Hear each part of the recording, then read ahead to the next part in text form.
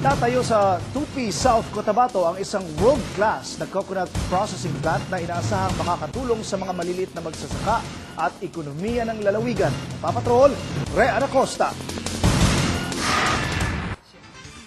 Problemado si Aling Azucena sa kanyang niyugan bukod sa mas kakaunti ang bunga ng kanilang tanim na niyog dahil sa matinding init, mura rin umano ang bilihan ng mga niyog ngayon sa merkado. Kaya naman masaya siya nang malaman ng itatayo sa bayan ng Tupi ang halos 1 bilyong pisong integrated coconut processing plant.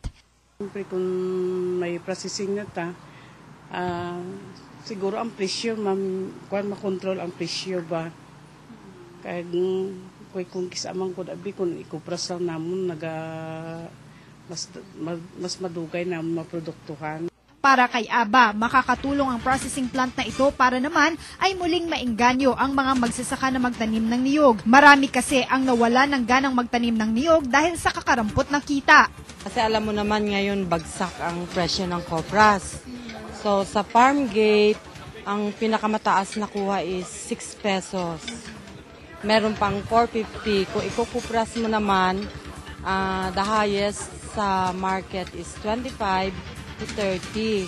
Ang problemang ito ng mga magsasaka ay inaasahang masusolusyonan sa pagtayo ng isang integrated coconut processing plant sa bayan ng Tupi sa South Cotabato. Kanina, isinagawa ang groundbreaking ceremony para sa 2.2 hektaryang lupain na pagtatayuan ng world-class facility na nagkakahalaga ng 881 million pesos na pagmamayari ng Roja Sigma AgriVentures. Ang planta ay may kakayahang makapagproseso ng mahigit sa 200,000 niyog araw-araw.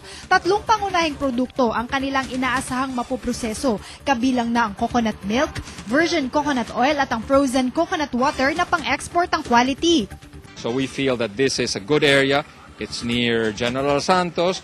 It's an area with good peace and order. It's an area where, as I say, through General Santos for exports and all of that, it fits all of the requirements that we wanted to make it a successful export-oriented venture.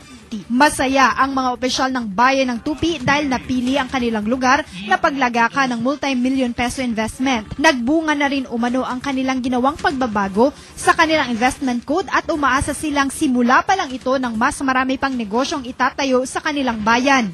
Ito na ngayon ang bunga na pumapasok yung mga investors dito sa atin. At alam ko na preparado ang bayan ng Tupi pagdating nila dahil nga sa dami na napag-aral natin sa kulit, na pagtapos natin sa kolehiyo, tiyak na hindi mahihirapan sila na maghanap ng mga qualified applicants or qualified employees dito sa ating bayan. At siguro rin natin na yung pinaaral natin ay makakahanap sila ng trabaho dito rin lang mismo sa bayan ng Tupi. Magiging fully operational ang integrated coconut processing plant sa January 2017. Rhea Acosta, ABS-CBN News.